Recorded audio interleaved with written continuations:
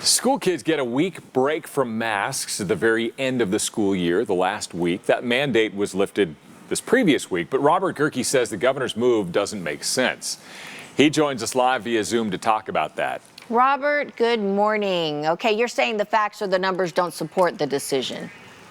Well, they don't really. And you know, I understand why the governor would want to do this. It is, you know, kids have been through a lot this year, but the parents are still pretty worried too. And you know, he's talking about how vaccination rates are going, you know, the vaccination rollout's going well, case counts are coming down. And that's true for people like you and me.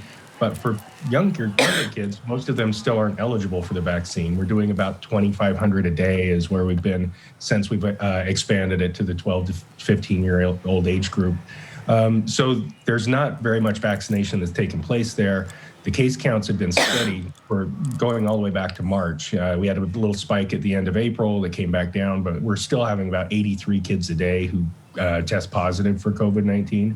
That's kids age 5 to 18. So this is something that does affect young people, and we're not necessarily seeing the benefits of the vaccine in that younger population, at least not to the point where it would warrant changing our protocols for it.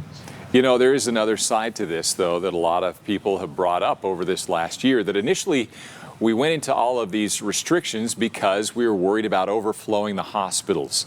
And at this point, the numbers in the hospitals are down, the extreme cases are down, and kids don't have these, you know, the major side effects of COVID. And so, you know, it's okay because they're just going to get, you know, cold symptoms or something like that. And I know that the other side of that is also that, you know, they're going to also be able to transmit the disease. But the numbers in kids, while it's 83 per day, as you're saying on average, they're not going to the hospitals. And that was the main concern. And that's absolutely true. Kids, by and large, we do know at this point the kids almost never die from this. They are, right now, as of today, there are 3 kids under the age of 19 hospitalized in Salt Lake County. So they can get ill. There is this sort of post-COVID disease that affects children. There have been a couple kids in Utah who died from that. But your point is valid. We're not necessarily going to see the rush on hospitals, the deaths. It's just one of these things that you know, in terms of having the protocols in place, we've been through them. It's only 5 days at the end of the year, and plus, you know, there's most of the school districts, as I know you guys have reported, most of the school districts in the state that are most adamantly opposed to masks were already ignoring the orders. So it's not necessarily, you know, the health department had made clear they weren't going to do anything about that. So the districts that didn't want them could go ahead and ignore the order and not wear masks.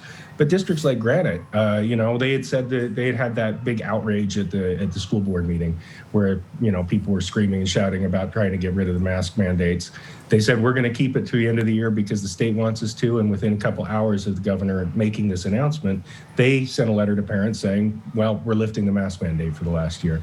Is this going to be a game changer? Is it going to completely change the trajectory we're on? No, it's not going to. But I think in terms of, if you look at it, a cost-benefit analysis, the cost, there's potentially some cost and really very little benefit, aside from, you know, maybe scoring some political points for the governor.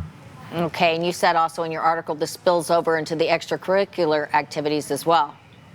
Yeah, we had a test-to-play program that was in place. That's going to also go away. This means that kids who are doing summer sports or summer activities aren't going to be tested anymore to, you know, to make sure that they're in the clear before they gather in these groups. Another rule that changed recently that didn't get a lot of fanfare but actually has some practical applications is they're not doing testing anymore for big gatherings. You know, my son went to prom, or a couple weeks ago, they had their prom. All the kids had to get tested before they do that. Now, as we approach graduations, we're not going to see that kind of testing taking place before we do these. And a lot of graduations are outside, so we can, you know, I don't want to overreact to that.